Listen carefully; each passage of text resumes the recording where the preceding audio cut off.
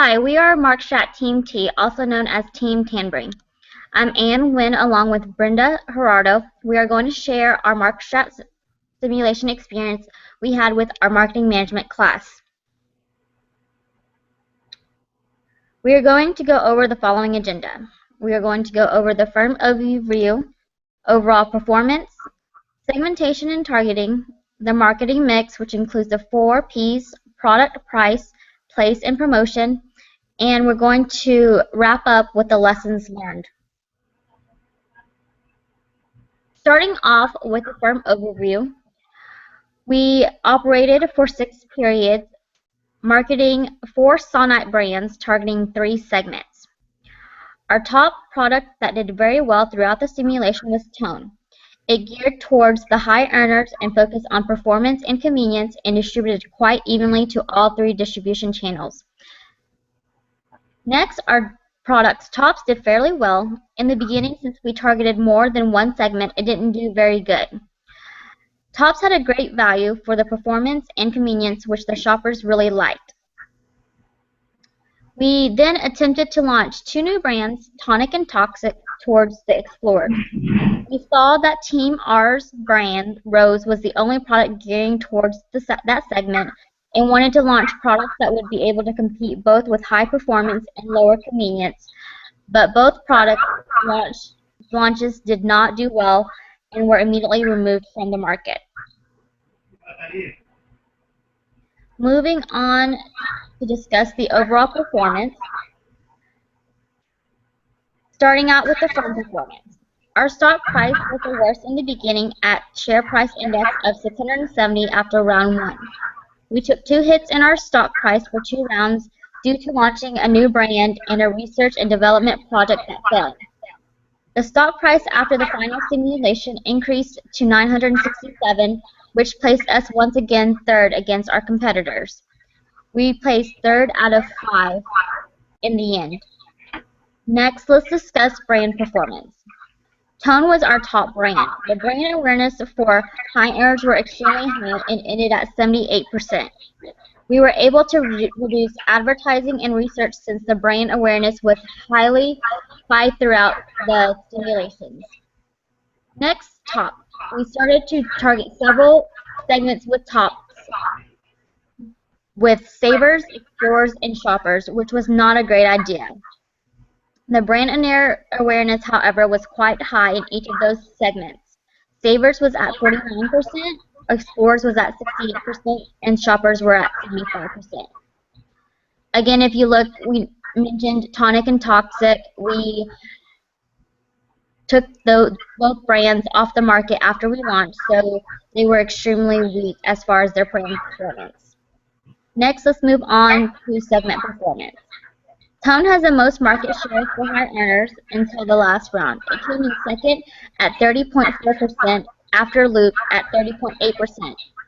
Team L increased their commercial team tremendously to gain a little bit more of the market share for the high earners. But overall, Tone dominated throughout. Tops, once we focused solely on just the shopper segment, we increased the advertising and commercial team dollars on Tops, which resulted us to have the most market share of 47% with the shoppers. Again, Tonic and Toxic had less than 1% in all consumer segments. Changing gears now and looking over at the financial performance. We did fairly well, and we had a steady increase in revenue after each period. Of course, compared to our competitors, our cost of goods sold were extremely high, which we believe is the reason why our net earnings were not as high compared to our competitors. We had to sell more products in order to recover from the expenses from the cost of goods sold. We should have focused on a product that did not cost us much in order to maximize our returns. Moving on over to the marketing perspective, Brenda will take that over. Market segmentation and targeting. It's the process of dividing an entire market up into different customer segments. Some of the key factors to keep in mind are which segments to target, how to design products satisfying the needs of these segments, how to position new brands effectively, how to reposition existing brands to better fit customer needs. Our market segmentation approach was not very effective in the beginning. We targeted more than one segment in each brand, which our results were unfavorable. Once Ann and I focused on one segment per brand, we noticed an increase in our market share in the segments that we were targeting. As Ann mentioned earlier, Tone targeted high earners, Tops targeted shoppers, and Toxic attempted to target explorers. We targeted high earners at the beginning since they were a high growth segment, which resulted in our favor. Next slide, we're going to talk about product. In order to target our consumer segments effectively, we had to gear our brand characteristics towards our specific segments. For example, high earners liked to buy expensive products due to their social status while demanding performance and convenience. Our price was at $440 with a high power of 75. The display was 24, battery life was 74, design index was 7, and it had 16 features. Our strategy was to match products with user preferences. We applied repositioning strategies with our commercial advertising, commercial teams, and perceptual advertising. In order for us to implement our repositioning strategies, we utilized the multi-dimensional study and consumer segment ideal products. Unfortunately, we didn't do a very good job in repositioning Tonic or Toxic. We should have mimicked our competitors who were doing good in the Explorer segment, which we failed to do so. Moving on to our next slide, price. Pricing is a tool to communicate marketing. The biggest mistake you can do when it comes to pricing is focusing on cost and or not changing prices to address the competition. The price elasticity changes in price. The recommended retail price is the price that you specified in your marketing mix decisions. The average retail price is the average end user price, taking into account the discount offered by distributors.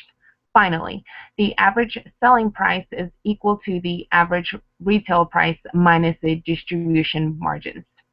As you can see in our chart, our prices were relatively high for the most part because we had to keep up with our competitors and not be left behind. With our Tone products, we used marketing skimming by starting at a higher price and lowering it over time based on other competitors' pricing. Next slide, we have place. It is important to research and place products in the right distribution channels. In the beginning, we did not do much research on our segments' buying behaviors. As the simulation went on, we utilized the shopping habits study that informed us of where our segments like to shop. We then repositioned our commercial teams accordingly to the distribution channels that our segments preferred. We were able to increase market share in those segments and increase our brand awareness. Then we have promotion. Once you have identified your target market, you now have to come up with different ideas on how to attract your customers. Throughout Markstrat simulations, we learned the value of promotion through advertising and promotion teams. From periods 1 through 6, we increased our commercial advertising in competitive advertising in the amount of $9,000. It was not really a priority at first, but later on in our revenues, we started seeing an increase in market share. We spent lots of money with advertising for Tone in the beginning, and brand awareness level became so high that we didn't have to promote so much in the later periods. Most of our advertising money did go into Tops and Tone in order to market our brand. Although in period 1 we didn't make any communication dimensions, however, the message quality was excellent throughout the other periods, and we focused on communicating performance and convenience, which increased our sales. Now I am going to pass it on to Anne so she can do a run-through of the lessons learned in Markstrat. Here we outlined 5 key areas of the lessons learned, and they're all equally important. First, segmentation and targeting. We did a great job of entering a high-growth market early on with the high earners and did well in that segment throughout. We should also have focused on consumer segments that were going to eventually grow, like the explorers. When we decided to attempt to pursue explorers, it was already too late, and we wasted a lot of our budget taking that risk. Another advice with the segmentation and targeting is to always segment one brand with one segment at a time. Moving on over to advertising and commercial teams. In this aspect, we did not spend as much of our budget on advertising and commercial teams like we should have in the beginning. Once we did, though, our brand awareness increased and we generated more revenue than we did before. If we would have done this early on, it would have not taken as long for us to increase our brand awareness and could have potentially earned more market share in the end. Moving on over to research studies. A mistake we made was that we were not aware of the shopping habits explorers had. Once we researched the shopping habits of explorers, they tend to shop more at mass merchandising. So once we focused more on that distribution channel, if we had done that early on, we should have gained more market share in the beginning. Moving on over to R&D project. Our products did not change throughout all 6 simulations. We should have focused on adjusting our brand characteristics for it to be able to compete more with the explorers early on. We would recommend to launch an R&D project early on in simulations. Last but not least, the marketing mix, the 4 Ps, plays a key part in how well you do in the simulation. You can't just focus on 1 P, but you have to focus on all 4 Ps. Product, price, place, and promotion all correlate with each other, and don't just focus on 1 or 2 like we did, but make sure to focus on all 4 in order to be successful. We learned a lot of marketing concepts throughout the experience and have a better understanding on marketing management as a whole.